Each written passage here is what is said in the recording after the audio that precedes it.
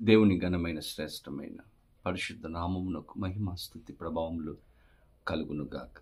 బాగున్నారా? దేవాది దేవుడు మరి ఒక నూతన దినాన్ని మన జీవితంలో ఆయన అనుగ్రహించి ఉన్నారు. దేవుని బిడ్డల నూతన దినములో ఒక అద్భుతమైన వాగ్దానము ద్వారా మనతో మాట్లాడాలని ప్రభు ఆశపడుతూ ఉన్నారు. ఈరోజు మీరందరూ కూడా ప్రార్థనా పూర్వకముగా సిద్ధపడి ఉన్నారని నమ్ముచి ఉన్నాను. అలాగే ఉదయం లేవంగానే ప్రభుతో మీ యొక్క సమయాన్ని గడిపారని, ఆయనతో మీ యొక్క దినాన్ని ప్రారంభం చేశారని నమ్ముచి ఉన్నాను. దేవుని బిడ్డలారా, ప్రతిరోజు కూడా ప్రభుత్వ సమయాన్ని గడపండి. ఎంతమంది ఈ కార్యక్రమాన్ని సబ్స్క్రైబ్ చేశారు? ఒకవేళ చేయకపోతే దయచేసి సబ్స్క్రైబ్ చేయండి. ఇంకా అనేక మందికి, మీ స్నేహితులకు, కుటుంబ సభ్యులకు మీరు ఈ కార్యక్రమాన్ని ఫార్వర్డ్ చేయండి.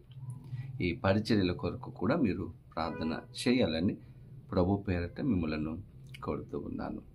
ఈ దినం ప్రభు సిద్ధపరిచిన శ్రేష్టమైన వాగ్దానమును ప్రార్థనాపూర్వకముగా పొందుకుందాం. తలలు వంచండి, ప్రార్థన. పరిశుద్ధుడని కొందనాలు, స్తోత్రాలు ప్రభువా. ఉదయకాలంలో ప్రతి ఒక్కరిని మీరు దర్శించండి, మీరు ఆశీర్వదించి నీ కృపలో భద్రపరిచి గొప్ప కార్యములు చేయమని, దీవించమని యేసు నామమున అడిగి వేడుకొనొచ్చు ఉన్నాము మా పరమ తండ్రి, ఆమేన్. ఈ దినం దేవుని వాగ్దానం చదువుకుందాం. బైబిల్ గ్రంథాలు తెరవండి. సమూయేలు 2వ గ్రంథము 22వ అధ్యాయము 31వ వచనమును చదువుకుందాం. యెహోవా యథార్థవంతుడు, యెహోవా వాక్కు నిర్మలము, ఆయన శరణుజొచ్చు వారికందరికీ ఆయన కేడము. దేవుని స్తోత్రం. చక్కని వాగ్దానం. భక్తుడు ఇక్కడ తెలియచేస్తూ ఉన్నాడు, యెహోవా యథార్థవంతుడు, న్యాయవంతుడు, ఆయన వాక్యము నిర్మలమైనది, స్వచ్ఛమైనది. ఆయన శరణు జొచ్చు వారికి అందరికీ దేవుడు కేడముగా ఉంచి ఉన్నాడు. డాలు లాంటి వాడు, అనగా భద్రపరిచేవాడు, కాపాడేవాడు, సహాయం చేసేవాడుగా ఆయన ఉంచి ఉన్నాడు. డాలు దేవుని బిడ్డల శత్రువు నుండి మనలను కాపాడుతుంది. ఈరోజు దేవుడు కూడా ప్రతి విధమైనటువంటి శత్రువు అయినటువంటి అపవాది ద్వారా మనం ఎదుర్కొంటున్నటువంటి ప్రతి సమస్యను, ప్రతి కష్టము నుండి, ప్రతి ఇబ్బంది నుండి, ప్రతి విధమైనటువంటి పరిస్థితుల నుండి ఈరోజు మనలను కాపాడే దేవుడుగా నుంచి ఉన్నాడు.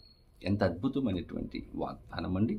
ఈరోజు మనలను ఆ పరిస్థితుల నుండి భద్రపరిచే దేవుడు, తన రెక్కల చాటున మనలను దాచి మనలను కాపాడే దేవుడుగా, సహాయం చేసే దేవుడుగా నుంచి ఉన్నాడు.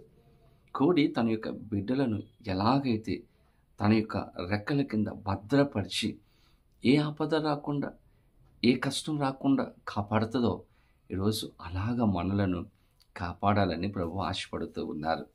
121వ కీర్తనలో మనం గమనిస్తే, ఇశ్రాయేలును కాపాడువాడు కునుకడు, నిద్రపోడు, ఆయన మన పక్కన నీడగా ఉంటాడంట, మనతోనే ఉంటాడంట, మన ప్రయాణాల్లో తోడుగా ఉంటాడంట, మన ప్రతి విషయాలలో దేవుడు తోడుగా ఉండి మనలను, మన ప్రాణమును, మన పరిస్థితులను కాపాడే దేవుడుగా నుంచి ఉన్నాడు.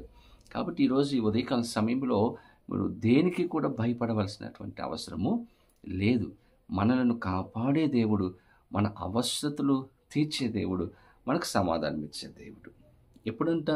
ఆయనను ఆశ్రయించినటువంటి ప్రతి ఒక్కరకు, ఎవరైతే దేవుని దగ్గరకు వస్తారో, దేవుని వైపు తిరుగుతారో, దేవునిని ఆశ్రయిస్తారో, వారికందరికీ దేవుడు సహాయము చేస్తారు.